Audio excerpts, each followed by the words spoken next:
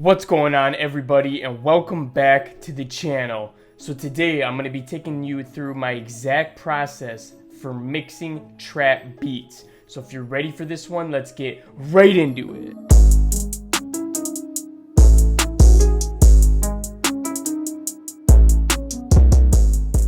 Alright guys, so the first thing you're going to want to do is go ahead and turn that volume down quite a bit. I know people usually like to make their beats at really loud volumes, but that's not what you want to do when you're mixing. You want it to be fairly quiet. So that's the first thing we're going to do. You want it to be just loud enough to where if there was someone standing next to you, you could go ahead and talk to them without having to talk over the music. You wouldn't have to talk louder so that they could hear you. You'd be able to have a conversation with them without having to talk louder. So that's the first thing, all right? The second thing we're going to do is we're going to go to our master channel right here. And then we're going to go ahead and go into Ableton. We're going to grab a utility and we're going to grab just a mono. You can just click this mono button right here. Same exact thing if you want to just throw a regular utility on it. And now our whole beat is in mono. That way we don't have that stereo separation. Everything is on top of each other and we can mix exactly what we need to take out of each frequency because we're going to hear when things are clashing. Okay? So now that we got that out of the way, we're going to pick a section of the beat where pretty much everything is playing. So we could do this section right here, but as you can see, there's nothing playing here. So we might as well go to this one because this one has everything this one has plus this section. So that's what we're going to do. We're going to play this section because it has everything in it. And now I'm going to go ahead and loop it so that it's looping this section over and over again so we don't have to mess with it whatsoever. So there's going to be two steps to this process. The first step is going to be going ahead and EQing everything and adding any effects that might need to be needed. After that, we're then going to level it and get it all straightened out. So let's get into first EQing everything and getting it straight. So the first thing I'm going to do is start with the kick in 808. I have a process that I like to go through for my kicks, so I'm going to do that first. Got a little kick sound here. All right, so we got our little kick here, and what I'm going to do is go ahead and play it over and over again, and I'm going to find the spot where it's feeling kind of boxy, and then we're going to cut it out. Usually somewhere between the 400 to 600 range. So that's what we're going to look for. We're going to do something like this, and then we're just going to go crazy with it until we find the right spot.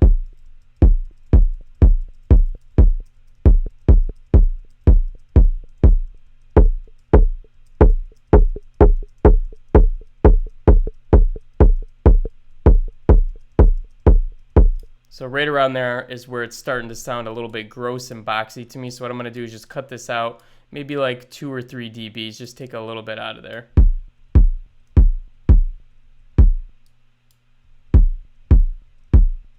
And if you listen to it before and after,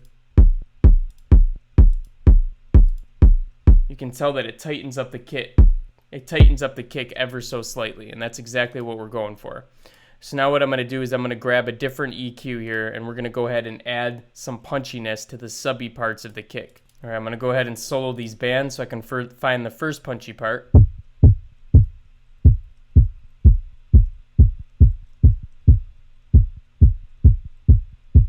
Like somewhere right there.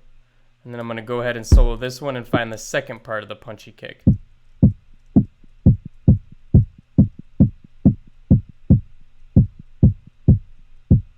Somewhere right there.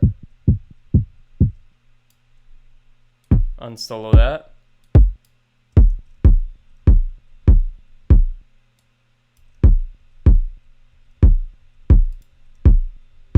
Alright, so this is before that and after. Makes that kick punch way harder and gives it that little extra grit that we want it to have. Okay, so now we're done with the kick. One thing that I already did to the 808 when I was making the beat is I went ahead and pulled the attack forward because as you can see, this 808 right here has a kick built into it.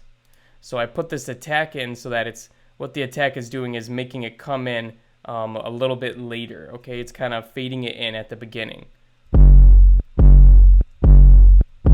instead of this. You can tell that has the initial kick in it, but once we did it, about 80 milliseconds sounded good on this. It took that initial little kick out. And that's going to let our kick stand out above it. And that's all I'm doing for that. I'm not even going to sidechain it or do anything crazy like that. It sounds good. The next thing I'm doing is just get the levels right together.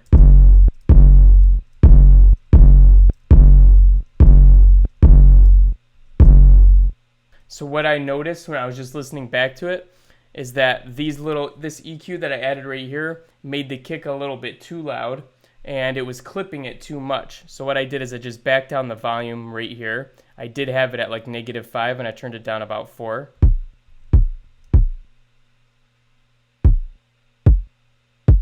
All right, so that sounds better. Now we're gonna go ahead and redo this leveling.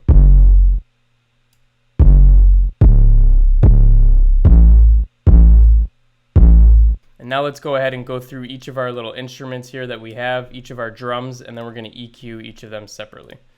We're going to start with the snare. We're going to cut out the lows on these. Pretty much anything past 100 we don't really need. You can leave a little bit of it in, but something like this is what you want to be doing to most of your drum sounds. And then what we're going to do is we're going to find where it's really peaking, really hitting, crunching there, and we're going to boost it just a little bit. So it seems to be right in this area. We're just going to boost that a little bit right there.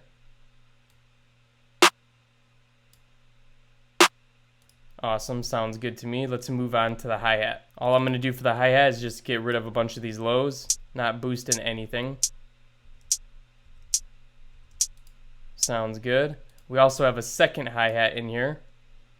What we're going to do is we're actually going to copy this since I don't already have one on this channel. We're pretty much going to do the same exact thing here. Yeah, that's fine. All right, move on to the open hi-hat.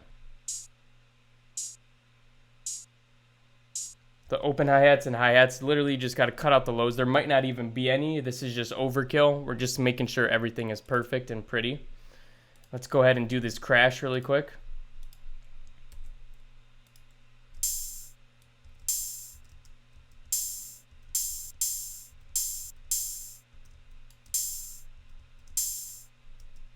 Sounds good. Let's move on to the perk really quick here.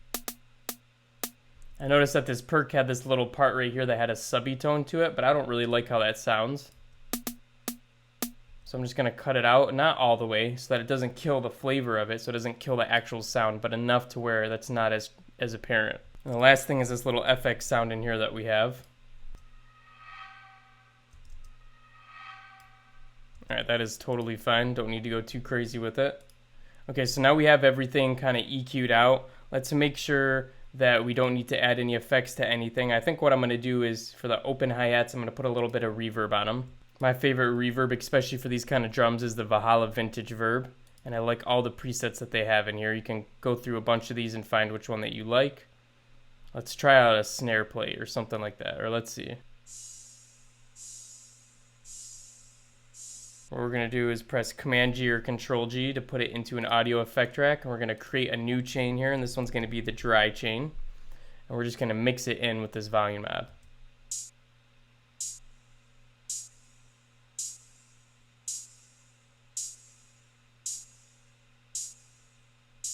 Might even turn this decay down a little bit now.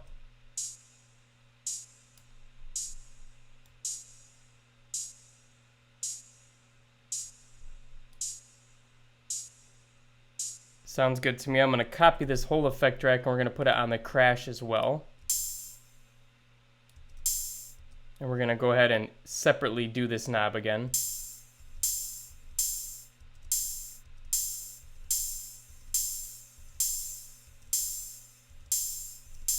And then I think we're good, and now we can start to move on to the leveling process here. Go ahead and save your project. That's super, super important that you're saving all the time. You never know when Ableton might have its little hissy fit. And what I like to do is I like to start with the lead. I like to usually keep it right around the halfway range right here. That's a good starting point, and then we're going to build everything from that. So right at the halfway point is where the dark part of the green is hitting. That's where it's steady. Anything above that is fluctuating up and down. So we want the constant part to be right around that 24 or halfway, somewhere around there, okay? It's going to be up to your personal preference, but that's what seems to work good for me and the volume that I like to mix at. So now we're going to go ahead and mix in the 808 next.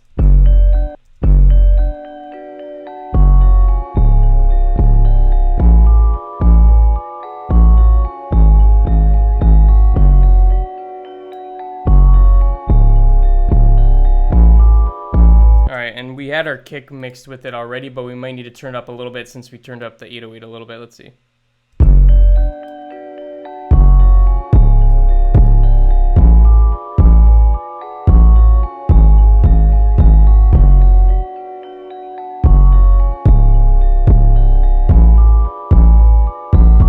All right, let's go ahead and bring in the snare next, since it's going to be the next loudest instrument.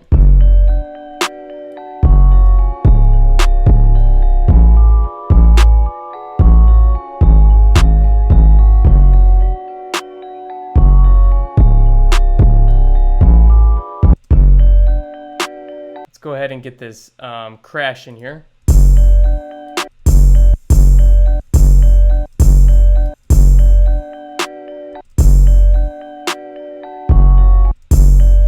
That sounds about right to me. Let's get this open hi-hat, this other one that plays all the time here.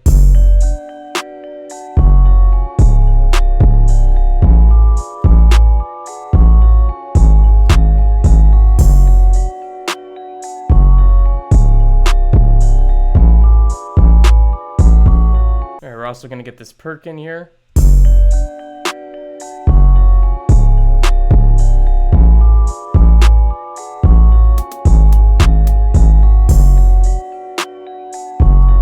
We'll do this FX as well.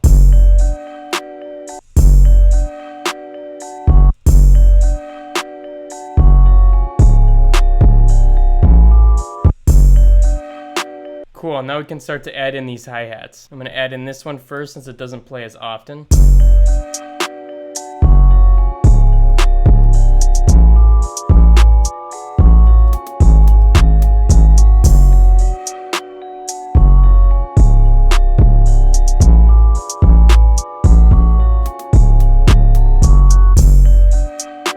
Something about there sounds good to me, and we can add in this last hi-hat.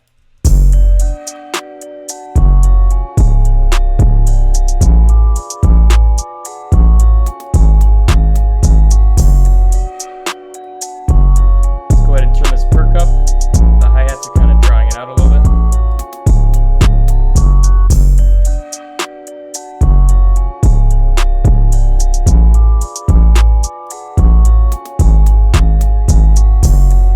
Alright, and when everything's starting to sound good, you can go ahead and then take the mono off of your master. Definitely don't forget to do that. And you'll do a quick double check here. Just make sure things sound good. You can always adjust it if you need to a little bit. I wouldn't go too crazy, but you know, you want to get used to doing it. So go ahead and change it if you need to. Now let's see how this is sounding.